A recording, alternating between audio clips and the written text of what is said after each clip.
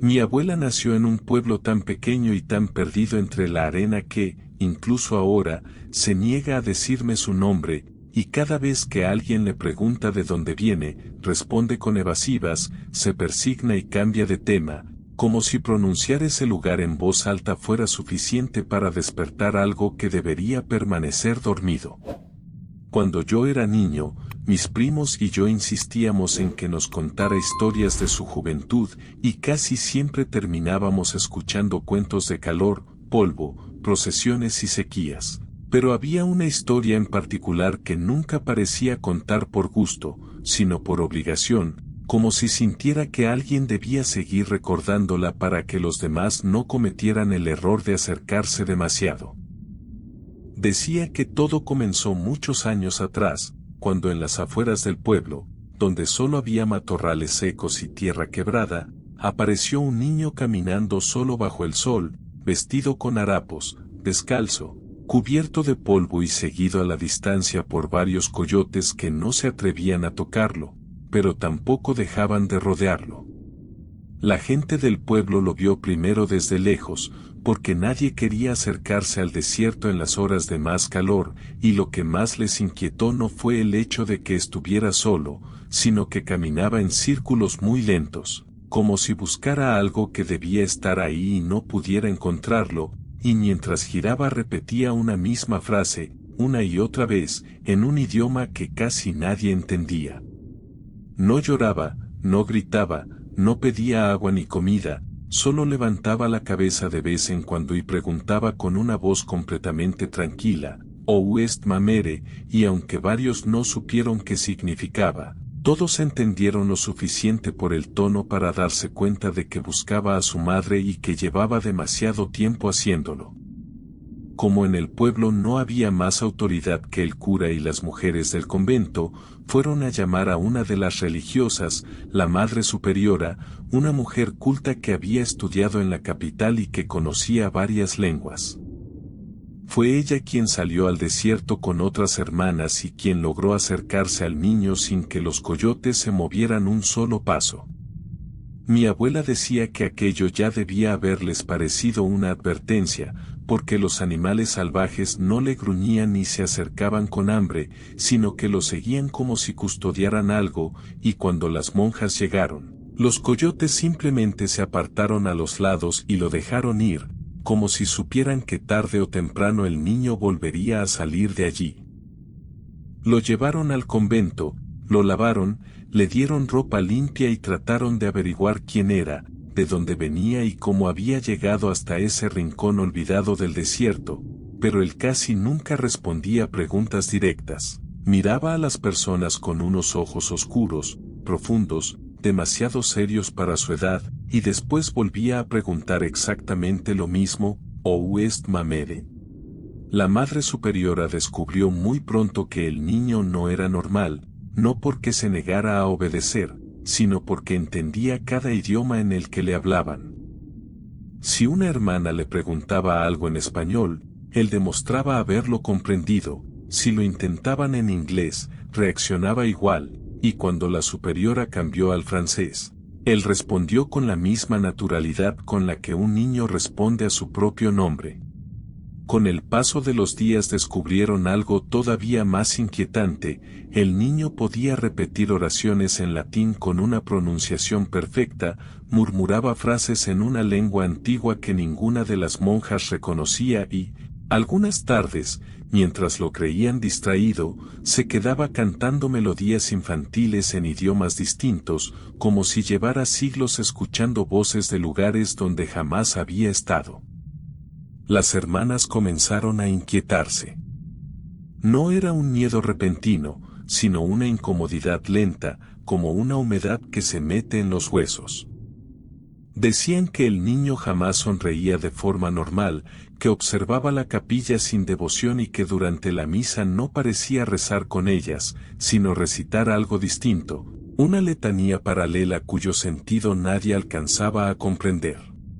La Madre Superiora, en cambio, insistía en que era una prueba divina, una criatura extraviada enviada por Dios para que el convento la protegiera, y por eso decidió conservarlo allí, bautizarlo con otro nombre y criarlo bajo la disciplina de la Iglesia.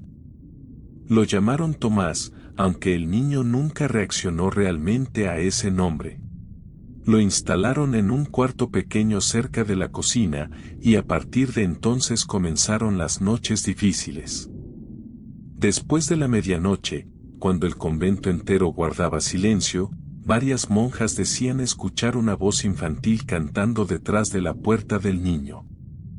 No era una nana conocida, ni un cántico religioso, sino una canción suave, repetitiva, extrañamente dulce, que se prolongaba hasta casi las 3 de la mañana.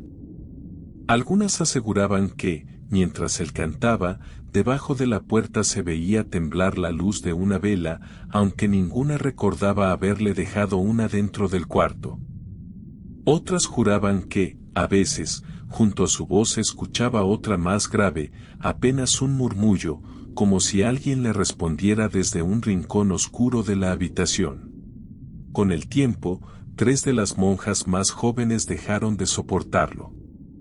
Dijeron que no podían seguir rezando en la misma casa donde dormía ese niño, que algo en él no pertenecía al mundo de los vivos.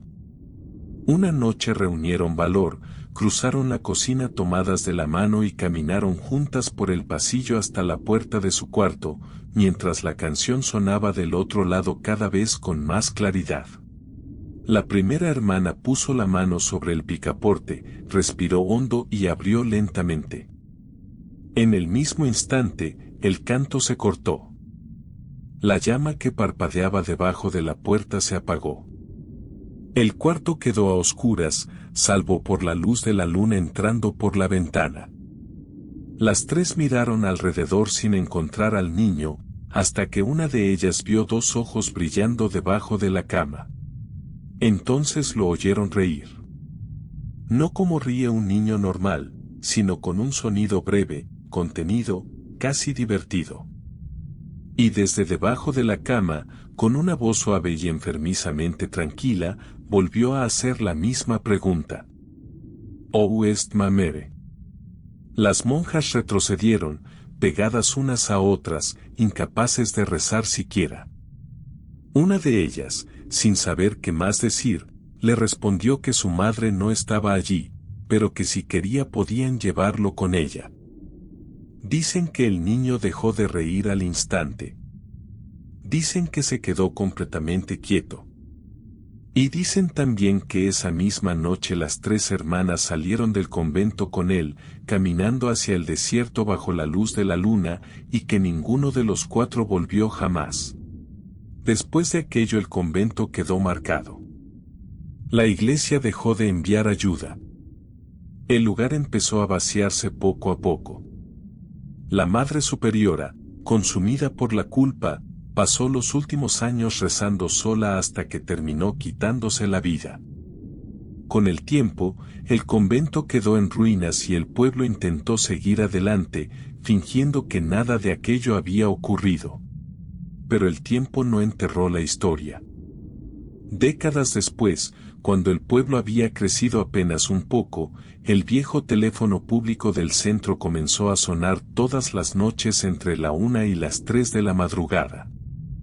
Quien se atrevía a contestar oía primero una risita infantil, y enseguida la misma pregunta, siempre dicha con una calma insoportable. «¿Où est ma mère?»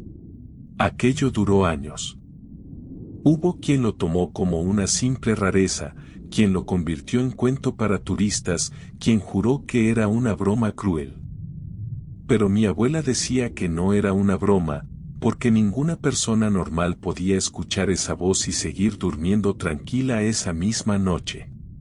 Ya en los 90, cuando el pueblo estaba más deteriorado y el antiguo convento no era más que un cascarón de muros agrietados, 3 muchachos entraron a explorar las ruinas buscando cualquier cosa que contar después. Uno de ellos vio algo sobresaliendo de la base de una ventana rota, un hilo rojo, delgado, limpio, demasiado vivo para un lugar tan muerto. Lo jalaron por curiosidad y descubrieron que el hilo no se acababa. Salía de entre las piedras, se extendía hacia afuera y seguía enterrado bajo la arena como si alguien lo hubiera cosido al desierto. Los tres empezaron a seguirlo, riéndose al principio, convencidos de que encontrarían una bolsa, una tela o cualquier tontería enterrada.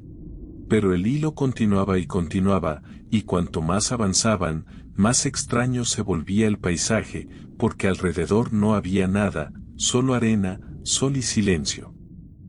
Finalmente el hilo terminaba en un montículo enorme de tierra endurecida. Los muchachos tiraron con fuerza, frustrados de que allí acabara todo, y entonces la arena comenzó a deslizarse, lenta, pesada, como si algo enterrado hubiera estado esperando ser descubierto. Debajo apareció un mausoleo de piedra en mitad del desierto. La puerta estaba entreabierta. Los muchachos se acercaron lo suficiente para mirar al interior, y lo que vieron fue algo que, según mi abuela, ninguno de ellos consiguió olvidar jamás. Había varios cuerpos adentro. 3 estaban postrados en el suelo, boca abajo, orientados hacia un extremo del recinto. Al fondo, sentado en una especie de trono de piedra, descansaba un cadáver enorme, cubierto con joyas antiguas y con un vestido rojo ya deshecho por el tiempo. Sobre el regazo de ese cadáver mayor había otro mucho más pequeño, el cuerpo reseco de un niño envuelto en harapos.